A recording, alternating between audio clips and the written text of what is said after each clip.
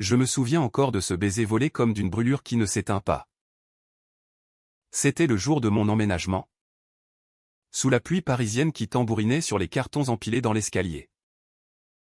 Maxime, mon voisin du dessus, était descendu pour m'aider à porter le dernier meuble.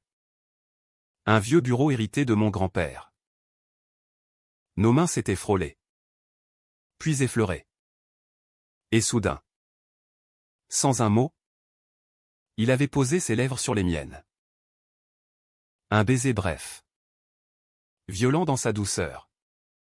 Qui avait fait vaciller tout mon monde. Depuis ce jour-là, rien n'a plus été pareil. Je m'appelle Thomas. J'avais 28 ans à l'époque. Fraîchement arrivé à Paris après une rupture douloureuse à Lyon. J'avais fui les regards de pitié de mes amis. Les souvenirs d'un amour hétérosexuel qui s'était effrité comme un croissant sec.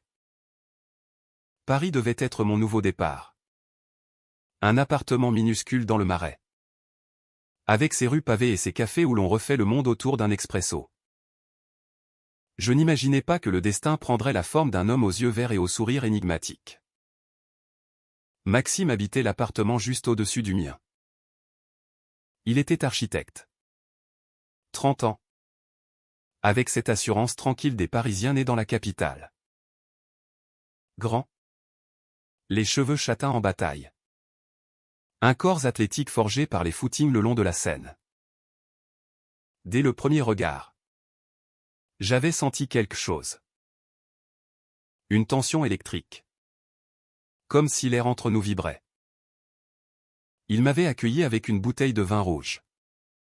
Un Bordeaux qu'il avait débouché en riant, pour fêter ton arrivée. Voisin. Nous avions bu sur le palier. Parlant de tout et de rien, la météo capricieuse. Les voisins bruyants. Les meilleurs boulangers du quartier. Mais ce baiser.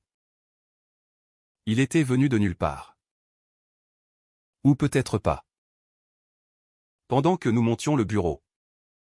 Nos corps s'étaient rapprochés dans l'étroitesse de l'escalier. Son parfum. Un mélange de bois de santal et de pluie. M'avait envahi. Quand nous avions posé le meuble dans mon salon. Il s'était tourné vers moi. Essuyant une goutte de pluie sur ma joue avec son pouce. Ses yeux plongés dans les miens. Il avait murmuré, « Tu es magnifique. Thomas. » Et puis. Ses lèvres. Chaudes. Insistantes. Pleines de promesses. J'avais répondu. Instinctivement. Mes mains agrippant sa chemise mouillée. Le lendemain. Tout avait changé. Il m'avait évité dans l'escalier. Prétextant un rendez-vous urgent. J'avais passé la nuit à revivre ce moment. Le cœur battant. Me demandant si j'étais fou. Était-ce un jeu? Une impulsion? Ou quelque chose de plus profond? Paris. Avec ses lumières étincelantes et ses secrets murmurés dans les bistrots. Semblait conspirer pour nous rapprocher. Je le croisais partout, à la boulangerie du coin. Où il achetait ses croissants, sur le pont Saint-Louis. Où il courait au lever du jour, même au Café des Arts. Où je buvais mon café noir en lisant Balzac. Un soir, n'y tenant plus, je montai frapper à sa porte. Il ouvrit. Torse nu. Une serviette autour du cou après une douche. Thomas. Dit-il. La voix rauque. Je ne lui laissai pas le temps de parler. Qu'est-ce que c'était? Hier? Ce baiser? Il me fit entrer. Referma la porte doucement. Son appartement était plus grand que le mien. Meublé avec goût des livres d'architecture empilés. Des plans étalés sur la table. Une vue sur les toits de Paris scintillant. Il s'assit sur le canapé. Me fixant intensément. Je ne sais pas. Thomas. Depuis que tu es arrivé. Je pense à toi. Tout le temps. Ton rire dans l'escalier. Ta façon de porter les cartons comme si rien ne pesait. Sa voix tremblait légèrement. Je m'assis à côté de lui. Nos genoux se frôlant. Moi aussi. Avouez-je. Mais je ne comprends pas. Tu es. Il rit doucement. Un rire amer. Gay? Bi? Je ne sais plus. J'ai eu des histoires avec des femmes. Une longue? Même. Mais toi. Tu me fais douter de tout. Nous parlâmes jusqu'au petit matin. De nos vies. De nos peurs. Il me confia son enfance dans une famille catholique stricte. En banlieue parisienne. Où l'on ne parlait jamais de sentiments. Ses études à l'école des beaux-arts. Ses voyages à Berlin et Amsterdam où il avait exploré. Discrètement. Cette partie de lui qu'il enfouissait. Moi. Je lui racontais ma coming out à 20 ans. Les larmes de ma mère. L'acceptation lente de mon père. Paris nous enveloppait de sa magie nocturne. Les lumières de la tour Eiffel clignotant au loin par la fenêtre. Bientôt. Les soirées devinrent des habitudes. Des dîners improvisés lui cuisinant des pâtes à l'arrabbiata. Moi apportant du fromage de la fromagerie du coin. Des promenades le long de la Seine. Main dans la main quand la nuit tombait. Des baisers volés dans les ascenseurs. Des étreintes passionnées contre les murs de nos appartements. L'amour s'installa. Profond. Enivrant. Maxime devint mon refuge.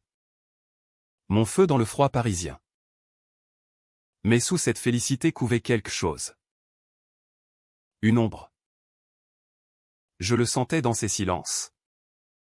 Dans la façon dont il évitait parfois mes regards trop insistants. Un soir, après l'amour ou ces moments où nos corps se mêlaient avec une tendresse infinie. Il murmura, « Thomas. Il y a quelque chose que je dois te dire. » Mon cœur se serra. Quoi? Il se tourna vers moi. Les yeux brillants. Pas maintenant. Bientôt. Je n'insistais pas. L'amour rend aveugle. Dit-on. Et à Paris. Sous les platanes du Marais. Tout semblait possible. Les semaines suivantes furent un tourbillon de bonheur. Maxime et moi vivions notre histoire comme un secret précieux. Un trésor caché dans les ruelles du Marais. Nous évitions les gestes trop ostentatoires en public, un regard complice. Une main effleurant l'épaule. Car Paris, malgré sa réputation de ville ouverte, garde ses jugements discrets.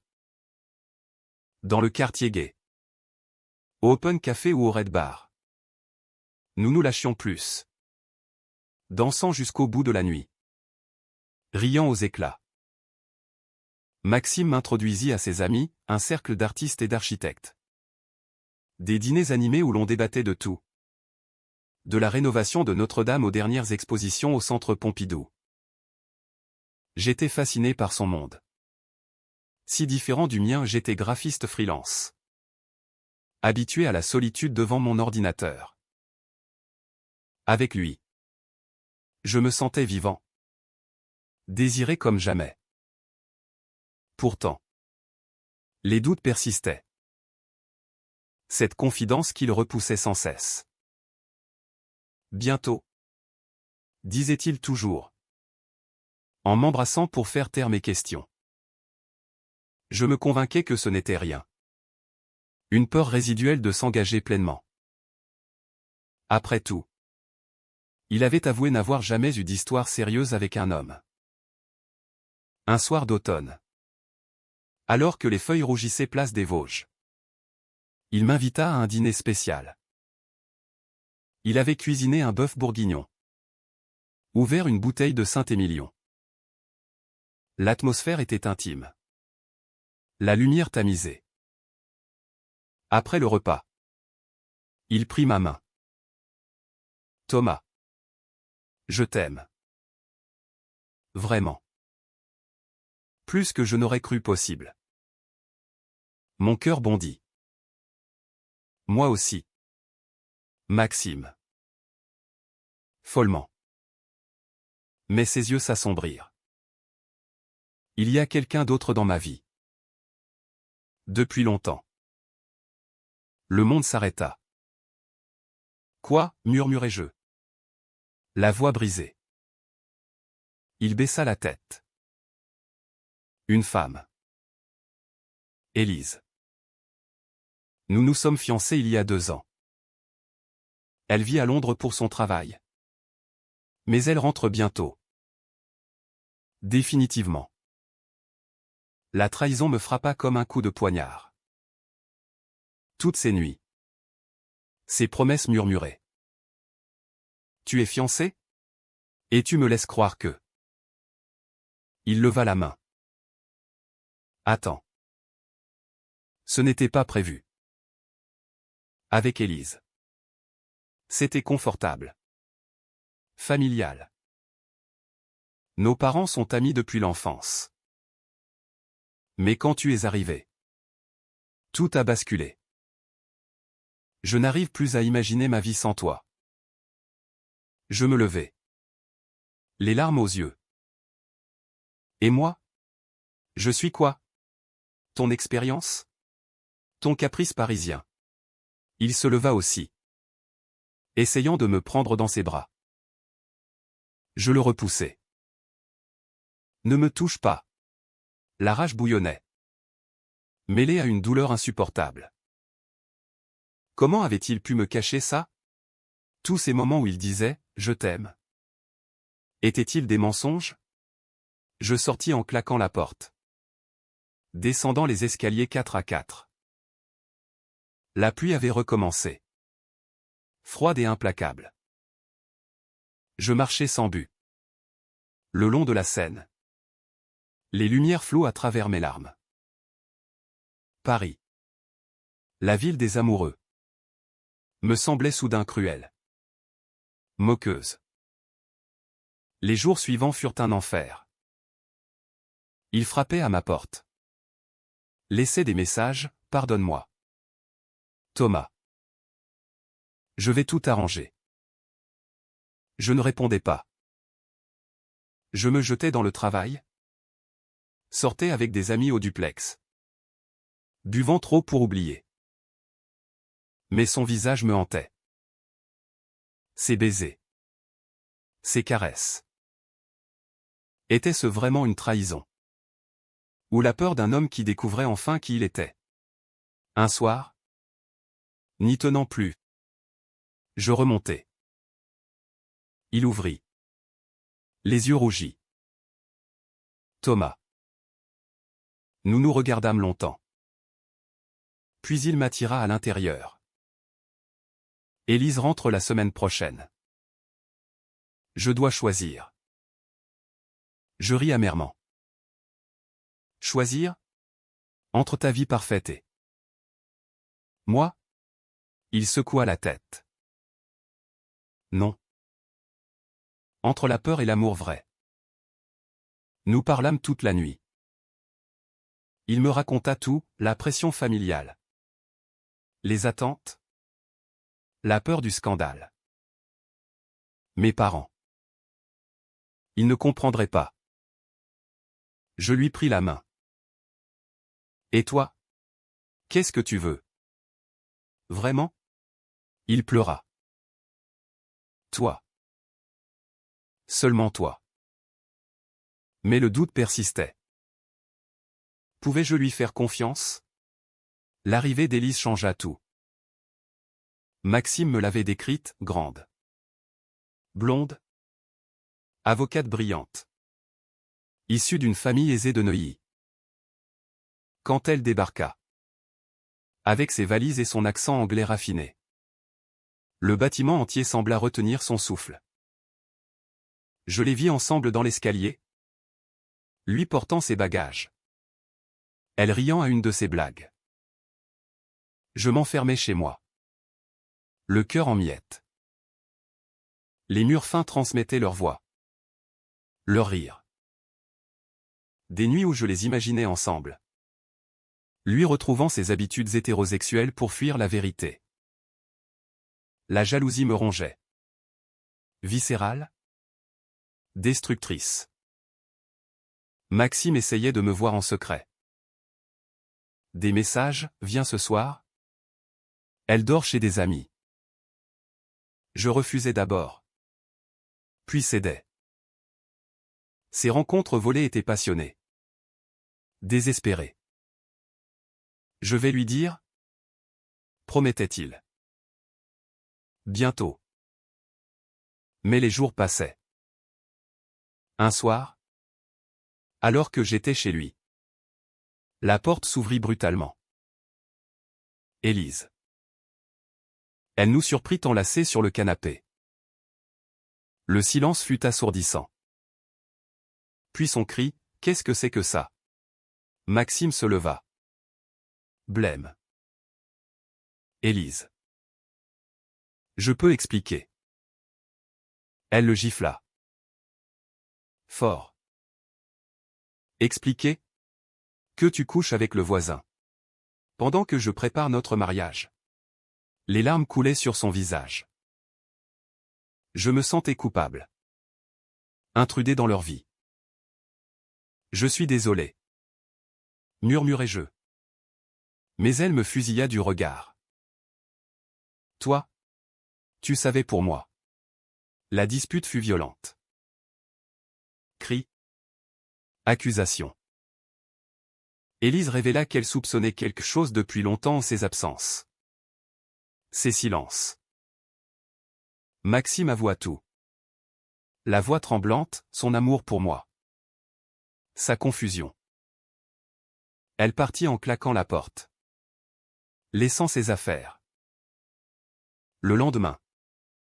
Le scandale éclata. Les parents de Maxime appelèrent. Furieux. Sa mère pleura au téléphone, « Comment as-tu pu nous faire ça ?» À Élise ? À nous ? Il raccrocha. Dévasté. Il me renie. Thomas. Tout ça pour nous. Je le serrai dans mes bras. Pour la première fois. Il était libre. Mais à quel prix ? Élise partit pour Londres. Brisée. J'apprendrai plus tard qu'elle avait fait une dépression.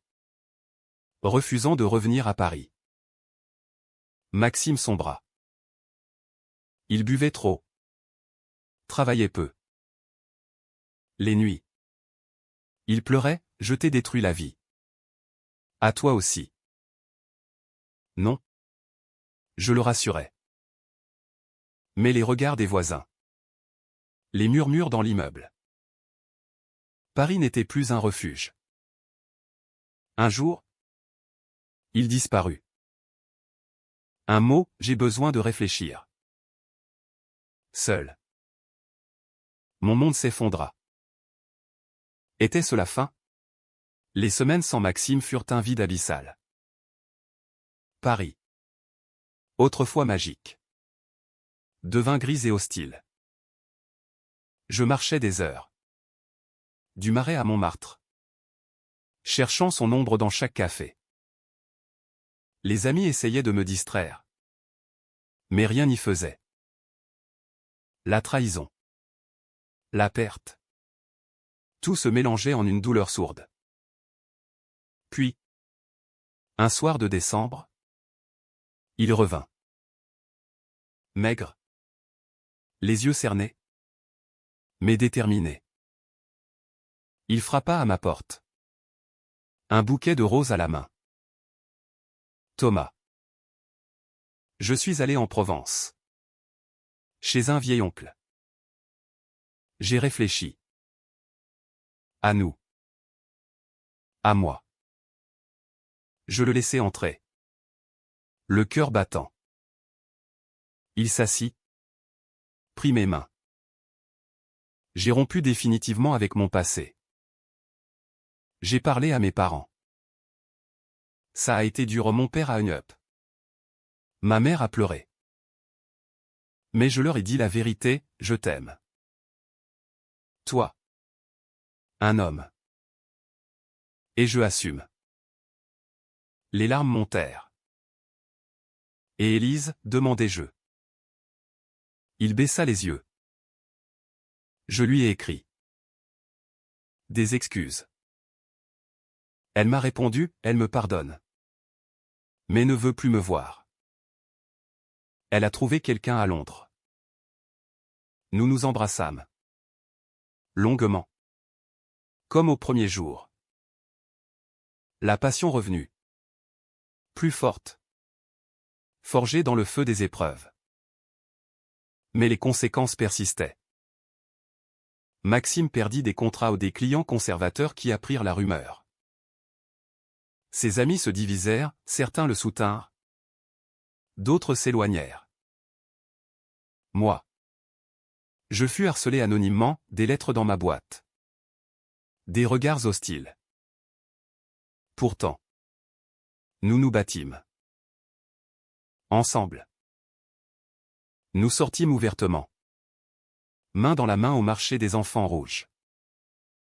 Nous parlâmes à nos familles, la mienne l'accueillit chaleureusement. La sienne lentement.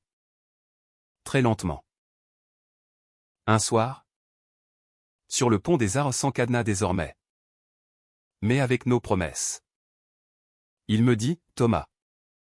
Veux-tu vivre avec moi? Vraiment? J'acquiesçai. Ému. Nous emménageâmes ensemble dans son appartement plus grand. Les nuits redevinrent tendres. Les jours lumineux. Les années passèrent. Transformant notre amour en quelque chose de solide. Humanisé par les cicatrices. Maxime reconstruisit sa carrière. Plus authentique. Il dessina des projets inclusifs. Pour des associations LGBT. Moi. Je lançais une série graphique sur les amours interdits à Paris. Ses parents finirent par accepter. Un dîner tendu. Puis des visites régulières. Sa mère pleura en me serrant dans ses bras, tu le rends heureux. C'est tout ce qui compte. Élise se maria.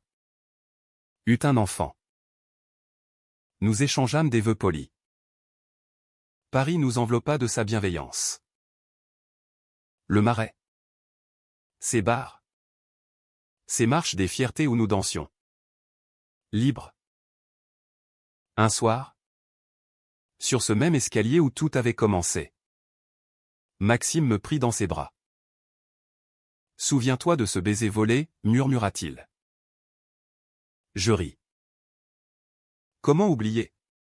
Il a franchi une ligne. Et nous a sauvés. Notre histoire n'était pas parfaite. Elle portait les marques de la trahison. Des doutes. Des sacrifices. Mais elle était vraie. Profonde. Humaine.